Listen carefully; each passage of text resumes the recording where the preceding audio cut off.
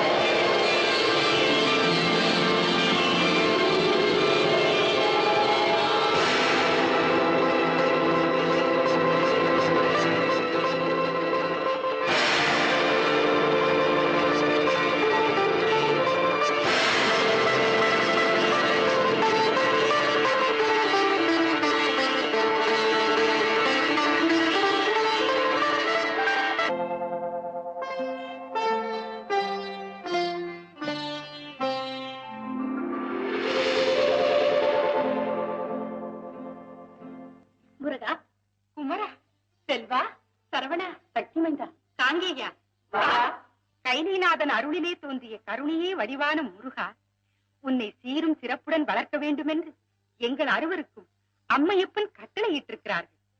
வா. யார் நீங்கள்? எங்கள் அறுவரையும் கார்த்திகை பெண்கள் என்று அழைப்பார்கள்.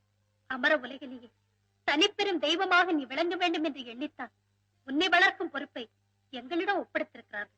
நான் ஒருவனாக இருக்கிறேன், நீங்கள் 6 பேர் இருக்கிறீர்கள். நான் யாரிடம் வளர்வது? யாரிடம் வளர வேண்டும் என்று நீ நினைக்கிறாயோ அவர்களிடமே வளரு. ஆனால் உன்னை காக்கும் பொறுப்பு எங்கள் அறுவரையும் சேர்ந்தது. வா. அப்படியா? வா. வரமாட்டேன். முருகா வா. ஏன் தயக்கம்? வா.